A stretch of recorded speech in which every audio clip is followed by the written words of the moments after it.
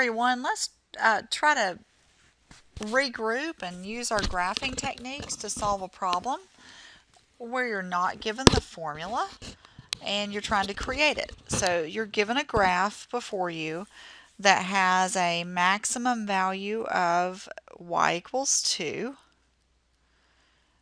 a minimum value y equals negative 2. You're told it is a sine curve, and you're told that it has a positive coefficient. Now, the coefficient is the guy you called A.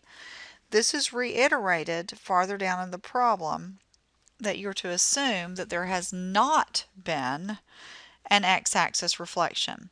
Okay, so if there's not been an x-axis reflection, then we are looking at the basic cycle of sine, taking this shape. Now that's probably not a very pretty graph. We can make that look a little better. But you get the point that we're looking at right side up sine of x.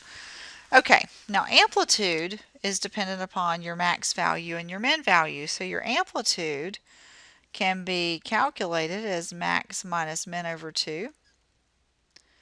Or you could make an observation from your graph, as I noted earlier, that if you're periodic and you have a high and a low, then you take the total height of the graph and cut it in half, and that's your amplitude. So our amplitude is positive 2. Amplitude, by the way, is never a negative number. Okay, so now the value of A, which is the coefficient, could have been 2 or negative 2 to produce the same amplitude. But you're told that the value of A is positive. So your A value is 2.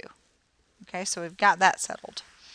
All right, now you're told in the problem that your graph oscillates and covers a span of values that we can measure.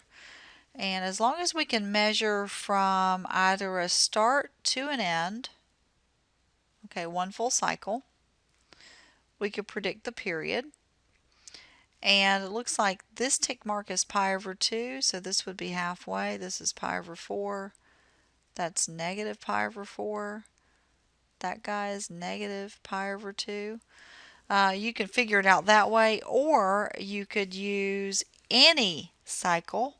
So I could go from a crest to a crest, which might be easier to observe, and say that the period is this length. Okay, either way you do this, you're looking for one complete cycle. So your period here is pi. Now phase shift, as I said before, is tricky. In this problem, you were told to go left. Okay, and so it says find the number C to be positive, which means that if you're building in a leftmost phase shift, then we expect the phase shift to be the number negative C over B. We did that in the previous video. But literally, if we're expected to go left, our phase shift is the first value where we start a cycle just like the basic. And that would be at negative pi over 4. Okay? So the amplitude coupled with we're told A is positive tells us A is 2. Now we have to work a little bit to get the B. We know the period is 2 pi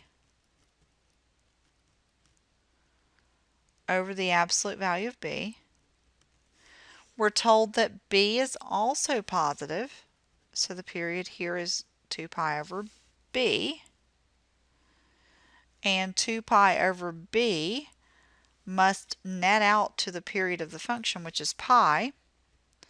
So 2 pi is B times pi, so B is actually the number 2. Alright, so we have B, we have A. Now, to get C, let's scroll down a little bit for my room. Hold on.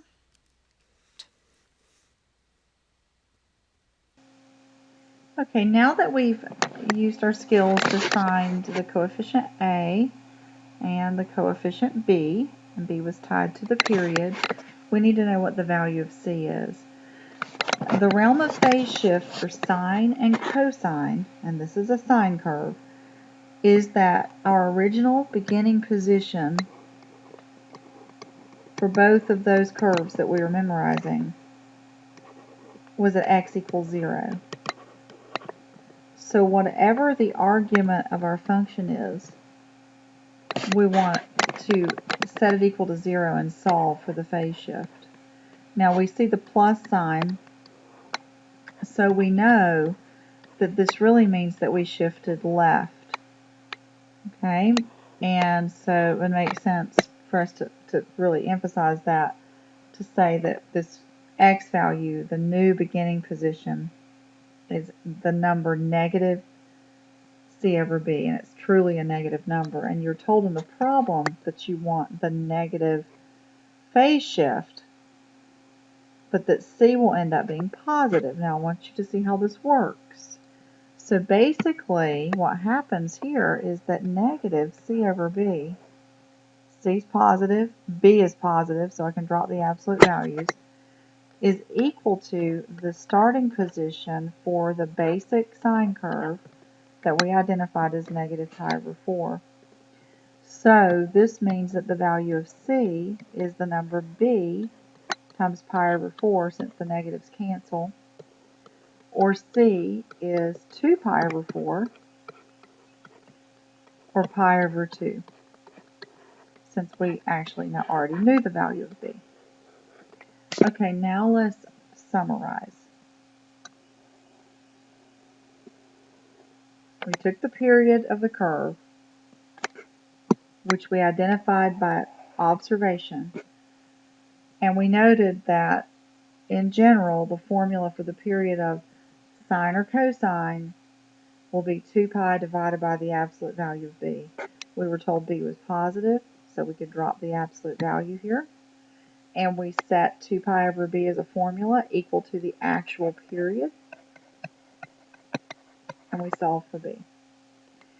The amplitude, remember, we did max minus min divided by 2 and arrived at our conclusion. And then lastly, we've just computed the phase shift, and you were told to find the positive value of C. Alright, so we're good there.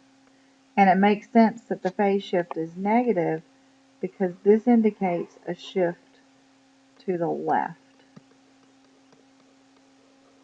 You might want to watch this video more than once so that you can kind of get this process down.